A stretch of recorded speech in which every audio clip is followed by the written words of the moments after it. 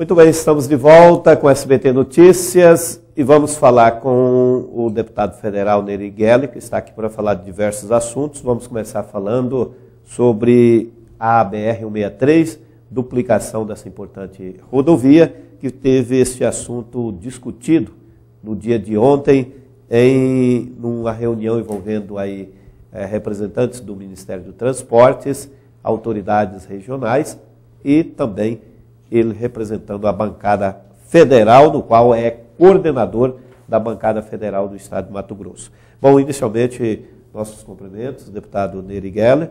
E este assunto é um assunto que já se prorroga há vários anos. A rodovia era para estar já concluída, a duplicação. Em que pé está essa negociação, essa renovação de contrato e qual que vai ser o futuro desta, vamos falar dessa concessão para o Odebrecht? Boa tarde a todos. Valdecir, obrigado pela oportunidade de estar com você de novo. Cheguei ontem à tarde, até ontem de manhã nós tivemos sessão lá no plenário, no Congresso Nacional. Meio-dia eu cheguei e fui até Sorriso participar dessa audiência pública importante. Importante dizer, e até para não criar, Valdecir, falsas expectativas, fazer um pequeno retrospecto de como está essa questão da 163. Ainda quando o ministro Blairo Maggi e também eu como secretário, há cerca de 1 ano e meio atrás, nós fizemos uma atuação muito forte para dar manutenção na 163 nos 80 quilômetros lá de Miritituba. E foi levado, na época, então, o Exército Brasileiro para fazer essa manutenção e a conclusão dos 80 quilômetros. Que, graças a Deus, agora estão começando a ser concluídos, que dá um mínimo de segurança e trafegabilidade, mesmo ainda dando muito atoleiro lá em cima, nesses pedaços, quando dá muita chuva, porque são muitas caretas que vão para lá. A outra preocupação minha, muito forte, e vou encampar isso com bastante força, sem criar falsas expectativas, é com relação à Rota Oeste, que cobra pedágio hoje, que faz só manutenção no leito e não faz a duplicação.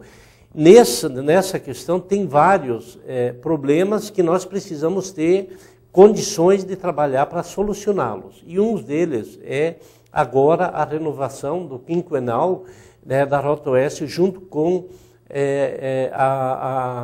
o governo federal para continuar a concessão.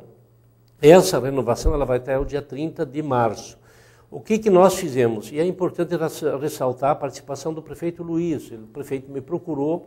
Ele tem contato com o pessoal da Rota Oeste, ele estava preocupado com a travessia urbana também, que precisa acontecer, tendo em vista que nos outros municípios já aconteceram e aqui ficou para trás, fazer a duplicação e também os viadutos para que melhore as condições. E aí nós fizemos, Valdecir, nós fizemos o trabalho junto ao ministro general Santos Cruz, para que nós fizéssemos essa renovação do quinquenal ou então rescindir o contrato da concessão com a Rota Oeste, porque não dá para aceitar que nós, os produtores, a nossa gente dessa região, paga o pedágio e não tem o benefício que está estabelecido em contrato. Em contrapartida, a Rota Oeste, 40% das ações estão na mão do governo federal, 10% da Caixa Econômica e 30% do BNDES. E no contrato também reza que se fazia um financiamento a longo prazo para fazer a duplicação. Então tem esse imbróglio e o que ficou acertado, nós sentamos, primeiro nós fizemos uma reunião com o governador Mauro Mendes, tratando de outras questões do FEX e também da 163, e agora nós sentamos, eu levei a Rota Oeste para sentar. O que está acertado é que nos próximos dias a Casa Civil, o governo federal, o Palácio do Planalto vai chamar a Rota Oeste, vai chamar Banco do BNDES, Caixa Econômica, o Ministério do Transporte, para sentar à mesa e ver se renova a questão da concessão ou se rescinde para que realmente a gente possa criar parâmetros e fazer essa duplicação. Então, as ações estão bastante fortes. E, Valdecir, agora fortaleceu um pouco também, porque acabei sendo convergido para ser o coordenador de bancada. Então, esses temas importantes eles vão ser tratados por mim, obviamente com a participação de toda a bancada do Estado de Mato Grosso, do Juarez, do Barbudo, dos próprios senadores. Nós estamos muito coesos para trabalhar e solucionar os problemas. Não estou vindo aqui prometer o que não pode ser cumprido. Estou colocando o problema como ele está e nós estamos correndo atrás para achar uma solução. Bom, poderia deixar de perguntar sobre os projetos das ferrovias. Ferrovia Centro-Oeste e também a Ferrogrão, com projetos aí que estão sendo também já discutidos há vários anos e proposta de ser também concedido à iniciativa privada. Em que pé está esses dois projetos aqui importantes para o escoamento da nossa produção agrícola? Deixa eu te falar, Valdecir, como eu falei há pouco, eu não vou criar nenhuma expectativa. Quem me conhece sabe disso. As coisas estão andando agora, estão andando com bastante seriedade. Tem a participação do governador Mauro Mendes, tem a participação efetiva das prefeituras aqui dessa nossa região, porque é importante, e tem o interesse do setor do Brasil. Nós precisamos resolver alguns gargalos, entre eles é muito parecido com essa questão da própria 163. Nós precisamos também construir uma legislação para que se tenha autonomia e se tenha mais flexibilidade, inclusive por parte do TCU. Tem obras que são embargadas, tem licitações que são lançadas e são embargadas pelo TCU. Nós temos que trabalhar uma legislação que ela seja mais convergente, para que não o TCU tenha uma interpretação. Nós estamos construindo isso no Congresso Nacional. Não, ela é ambiental, ela é do ponto de vista de financiamento público e de recálculo de contrato também. Exatamente. Repactuação de contrato, porque as obras são complexas. Muitas vezes você não consegue, num traçado de 1.000 quilômetros ou de 800 quilômetros, como o caso da 163, está quase 1.600 quilômetros, você não consegue fazer a medição do impacto de solo, por exemplo. Em alguns casos, precisa fazer a repactuação. E aí o TCU entra para fiscalizar e algumas vezes acaba entravando e as empresas são impossibilitadas de fazer a obra acontecer. Então, essas questões elas têm que ter uma interpretação mais clara e uma convergência no sentido de resolver as coisas. E isso está sendo discutido no Congresso Nacional agora, para que quando saia a concessão, as coisas possam andar com mais celeridade. Tanto que ontem os 10 governadores estiveram junto com a Casa Civil, lá no TCU, trabalhando exatamente para desembargar várias obras pelo Brasil afora que estão paralisadas.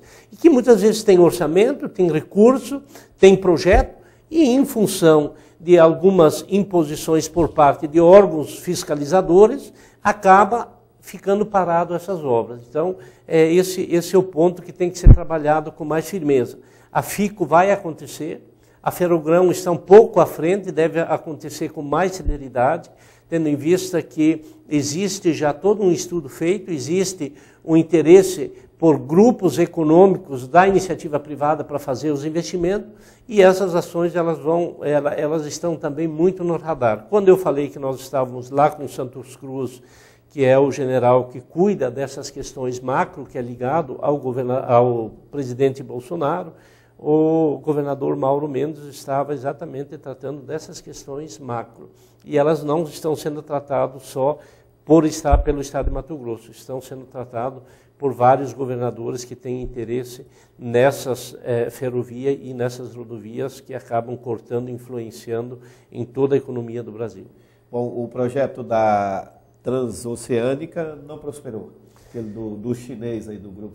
Na verdade, Valdecir, a burocracia no Brasil é tanta que acaba dificultando investidores de vir para fora. Se nós temos dificuldade de fazer, por exemplo, a FICO, que nós estamos trabalhando há 20 anos, e concluir a 163, que nós estamos trabalhando há 35 anos, para que ela seja conclusa, nós estamos conseguindo concluir ela agora.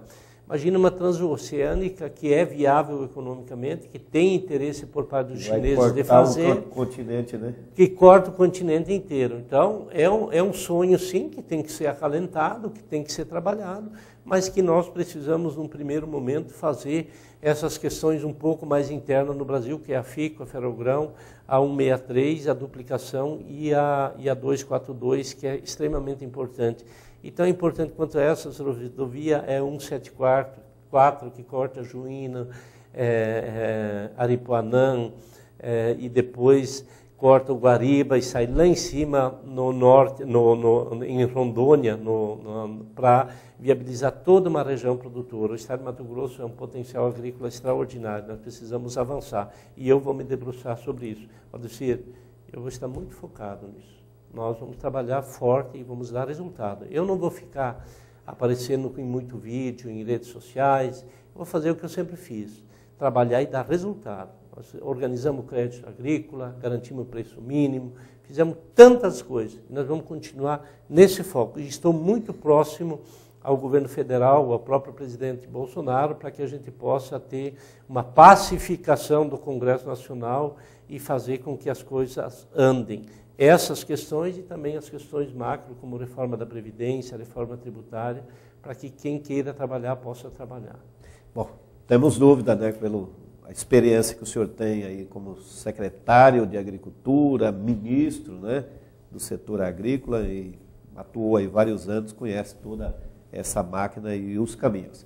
Bom, eu queria perguntar ao senhor aí, ó, que o senhor esteve participando aí desta questão do FEX, né, que é a questão da compensação aí pela renúncia, né?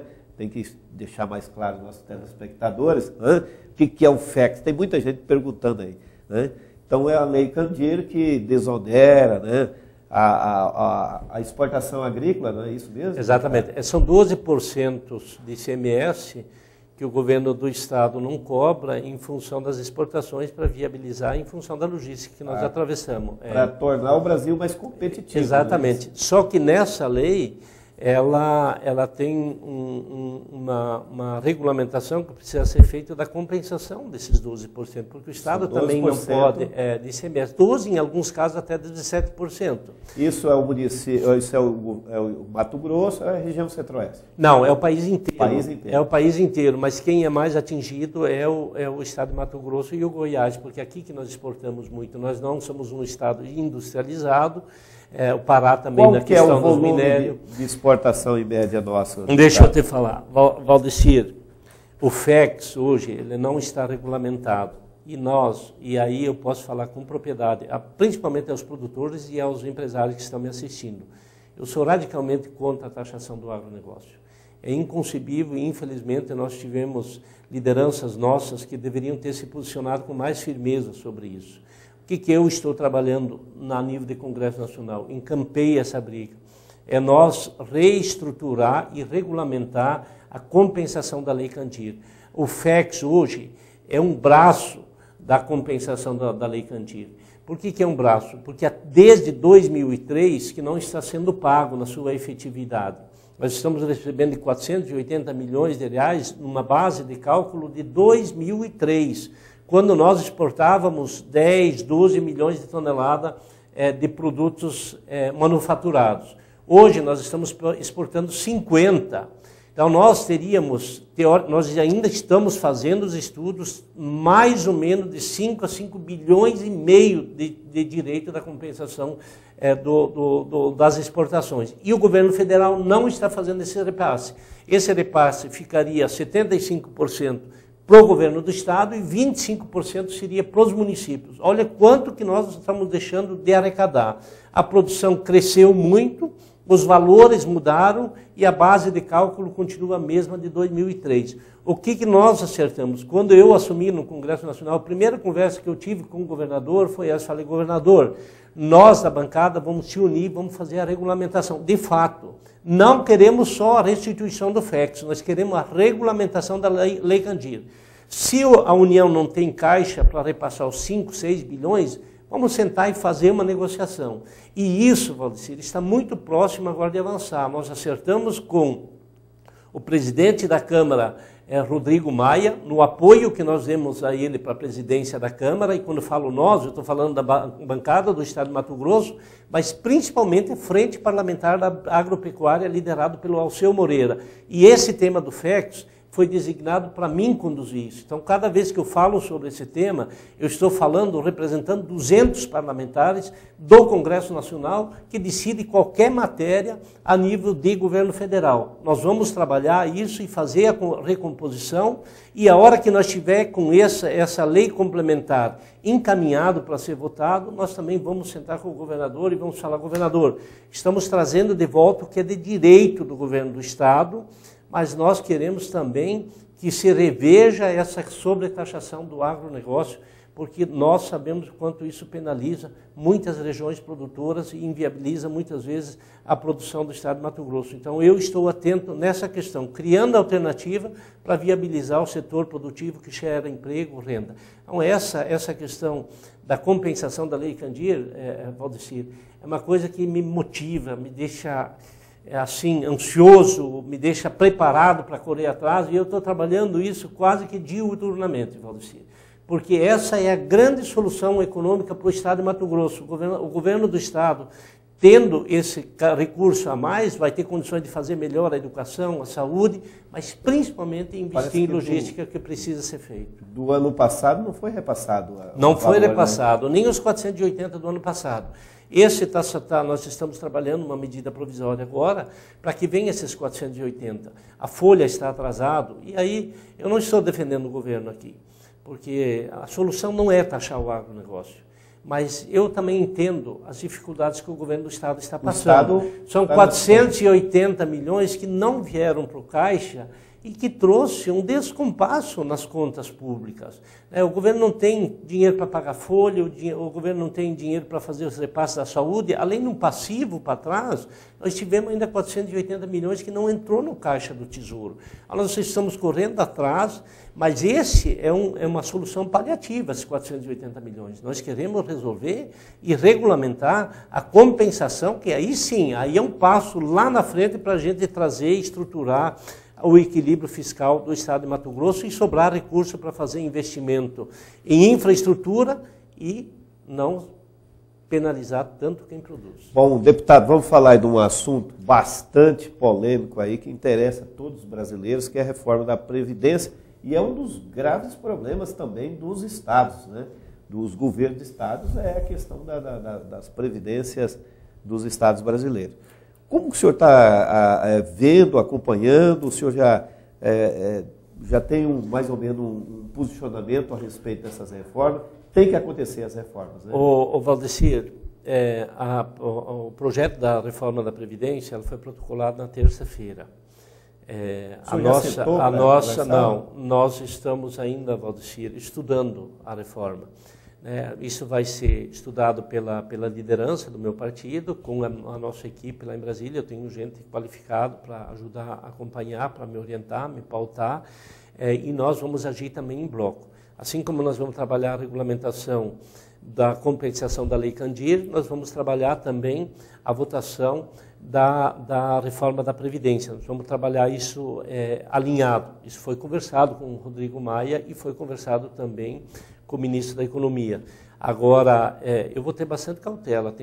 A reforma precisa acontecer a qualquer custo, mas ela tem que cortar privilégio, não penalizar trabalhador. Entre eles está o judiciário, a classe política. Toda essa classe política, inclusive, o excesso que tiver no Congresso Nacional, o excesso que tiver na Assembleia, no Judiciário, principalmente no Ministério Público, Tribunal de Contas, principalmente com esses salários exorbitantes que estão aí. Ele não é uma matéria diretamente, mas que ela também pode ser regulamentada junto com a reforma da Previdência. Pode definir o teto. Agora, nós precisamos cuidar bastante. Eu também não vou, viu, Valdecir, vou ter coragem de falar o que eu penso e vou me posicionar. Eu vou votar a favor da reforma da Previdência, nós precisamos estagnar esse déficit absurdo que está aí. Agora, a gente precisa cuidar um pouco para também não penalizar o produtor, aquele que ganha um salário mínimo, que ganha 2 salários ou até R$4.000, porque não são esses que são o problema. O problema é a Previdência, né, e os exageros de gasto do quadro público, principalmente desses que ganham acima de R$5.000. O senhor acredita que vai ser fácil? Precisa, a emenda constitucional precisa 308 votos, né? Se tiver bom senso e dar uma acalmada nesse exagero aí de debate ideológico, né, se nós, da sociedade, nos pautarmos pelo que é certo e não ficar sendo doente do ponto de vista ideológico, estou falando. Não, tem que parar com o extremismo do lado direito e o extremismo do lado esquerdo. Nós temos que ter a cabeça no lugar e ter o bom senso. Tem que ter espaço para diálogo. Porque se você ficar no Fla-Flu ou se ficar no Grenal, não vai andar. Não adianta. A verdade tem que ser dita. Muitas vezes as pessoas que estão assistindo vão falar, mas o que é isso? Não, nós precisamos ter bom senso no Congresso Nacional e no debate com a sociedade de todo mundo ceder um pouco. E acabar com essas picuinhas, né? Essas picuinhas aí de direita, de esquerda, que aquele é feio, esse é bonito, isso aí tem que acabar um pouco. Vamos botar a cabecinha para trabalhar, vamos fazer as coisas certas, ter vontade de saber falar o que é certo, reconhecer os avanços que tivemos nos últimos anos. É importante o produtor que está nos assistindo que faça também uma reflexão. O que avançou nos últimos anos? O que foi bom? As coisas ruins, vai para a justiça, se resolve lá. Agora, muitas injustiças também acontecem e precisa-se ter coerência no debate, principalmente as lideranças. Precisa se envolver com bastante firmeza. Mas eu acredito e nós vamos trabalhar na reforma da Previdência porque ela é necessária. Não só a reforma da Previdência, mas toda a reforma do Estado brasileiro. Quando eu falei antes, Valdecir, essa questão das licenças ambientais, das fiscalizações por órgãos de controle, tem muito órgão de controle hoje influenciando e muitas vezes as interpretações são diferentes e acaba atrapalhando. Então a gente precisa regulamentar isso. Aproveitando, o senhor que esteve lá, né, trabalhando e elaborando o Código Ambiental, Mato Grosso, o Brasil inteiro foi, né, ganhou espaço, vamos falar, porque hoje o mundo inteiro exige esse socioambiental e trabalhista, né? É o mundo que é isso, o mundo que é um mundo diferente. Nós ganhamos, o senhor está achando que o atual governo tem tentado fazer uma flexibilização deste código e não pode prejudicar a imagem do Brasil lá fora, até mesmo nas negociações, vamos falar em mercados agrícolas? Deixa eu te falar, Valdecir, é importante, é isso que eu estou falando. O governo que veio aí, ele é liberal e é importante e é bom. Agora, tudo que é excesso... É aí que eu ia falar, eu ia falar a questão do leite. Excesso, eu vi uma coisa aí do liberal demais, liberaram o leite aí, vocês tiveram que correr atrás para socorrer o pequeno... Está aí um exemplo. Não, e Valdecir, muito mais que isso... Se nós formos só para o mercado e não quiser intervenção do governo, e aí eu quero falar para você, produtor, e se tirar a Lei Candir? É um subsídio, é uma influência do governo para dar condições para o Brasil competir com igualdade com o resto dos países, dos estados e de outros países. Então, quer dizer, você solta tudo, e aí como é que fica? Você tem que ter, a política pública ela tem que estar exatamente presente para viabilizar a economia nas regiões onde não pode ser competir. Olha o que é Mato Grosso, olha o que é o Centro-Oeste. Se não tivesse a participação do governo, nós não estaríamos onde nós estamos hoje. Em 2016, nós trouxemos 800 milhões de reais só em garantia de preço mínimo. Aí, hoje, o governo que está lá não quer mais fazer a garantia de preço mínimo. Porque eles não querem pôr dinheiro público, e isso, de uma forma, ela é um subsídio. A questão do crédito agrícola também. Hoje nós temos bastante dificuldade para segurar isso. Aí, é que está em discussão essa questão aí dos subsídios, aí, dos juros, né, para financiamento do setor rural. Esse é outro tema que vocês vão ter que enfrentar. Ele é muito parecido com a Bolsa Família, tá? É muito parecido. Porque não adianta, alguns talvez não vão gostar do que eu vou falar, mas a verdade é essa. Tem recurso do governo na equalização da taxa de juros. O governo brasileiro paga cerca de 10 bilhões de reais só no Plano Safra. Armazém que foram financiados em até 15 anos com taxa de juros de 3,5%, 4,5%, hoje dá 6,5%, ele tem uma equalização muito grande do Tesouro Nacional para manter esses juros. né? Só que isso trouxe um movimento para a economia extraordinário. Hoje se está estruturado, foram por causa desse programa. Financiar uma colheitadeira, um trator com 8 anos no modelo frota, com taxa de juros de 6,5%, abaixo da linha de inflação, em alguns momentos, ele tem o aporte financeiro do governo federal. Né? Inovagro, que é um acesso à inovação tecnológica que financia a automação das propriedades, financia a agricultura de precisão e assim por diante, conectividade, ele tem o aporte da equalização da taxa de juros. O governo gasta com isso. Então, isso dá um volume alto, né? E na concepção da equipe econômica, 10 bilhões. 10 bilhões de reais. 10 bilhões. O Plano Safra está tudo dentro do Plano Safra. São 10 bilhões que o governo equaliza. E é isso que E aí os liberais, não, o governo tem que estar fora, o governo não tem que ajudar, o governo não tem que fazer. E aí como é que faz? Vocês acham que nós vamos sobreviver aqui? Logicamente, se fizesse infraestrutura e tal, mas só que isso demora. A gente teria mais condições de competir melhor. Mas são assuntos assim que eles precisam vir para a pauta e nós precisamos ter cautela. A gente não pode, porque eu sou a favor do Plano Safra. Eu sei o quanto que é importante o produtor ter um custeio com taxa de juros acessível, equalizado pelo Tesouro para comprar seu adubo, seus insumos, porque o médio e o pequeno ele tem mais dificuldade. Os grandes já vão no mercado internacional e vão embora. Agora os médios, pegar 3 milhões para financiar, fazer o custeio da sua lavoura, comprar um trator financiado com taxa de juros barato, ele acaba viabilizando. Não tinha... As taxas de juros lá em 2003, 2004 era 14%, a inflação 3%, 2,5%, em alguns anos até negativa a inflação. Aí você criou uma bolha de endividamento. Então, esse debate ele tem que ser feito de forma técnica e de forma bem consciente. Tem que sair um pouco essa questão do ranço ideológico, porque isso não é bom, e as pessoas têm que descer do palanque. Eu, quando cheguei no Congresso Nacional, a primeira coisa que eu fiz foi visitar o Nelson Barbuto, foi conversar com Medeiros, com Juarez, e a gente construiu uma harmonia para fazer um debate para ajudar o Estado de Mato Grosso. Estamos bem pacificados e aquilo lá acabou me dando a convergência de eu ser o líder da bancada. Nós vamos trabalhar bastante para ajudar o Estado e ajudar o país. Tá certo. Bom, eu queria agradecer aqui a presença do deputado federal Nery Geller. É sempre bom recebê-lo aqui e trazer, né, informações precisas como essa, né? Da 63, falando aí do setor rural, e o que impulsiona, a gente sabe disso, né, o nosso estado e a economia do Centro-Oeste é o agronegócio, né, a pecuária, enfim. Então, muito obrigado aí pela presença e nós estamos sempre à disposição, né, para trazer informações importantes. Obrigado, Valdecir, nós sempre que necessário me convoca, estou aqui. Eu quero só ressaltar e reconhecer também o trabalho do prefeito Luiz a nível de Brasília. Aquela matéria eu assisti ali fora. Nós temos vários projetos encaminhados aqui para Lucas, que é essa questão do crédito fundiário, que é um avanço importante. O sindicato me procurou, a prefeitura também.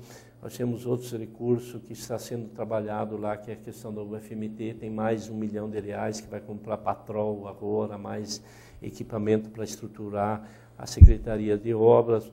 É um recurso de 3 milhões, estamos trabalhando para liberar mais 3 milhões para fazer asfaltamento no município. E o prefeito Luiz tem tido um papel importante. Ele está, inclusive, trabalhando essa questão da 163, que é um trabalho regional que precisa ser feito por alguns municípios. E Lucas do Rio Verde está fazendo esse trabalho. Muito obrigado, Valdecir. Um grande abraço a todos. Certinho. Então, aí falamos com o deputado federal Nery Geller, né, falando de assuntos importantes que interessam toda a população, não só da nossa região, mas de todo o estado de Mato Grosso. Nós vamos a um breve intervalo, voltamos na sequência.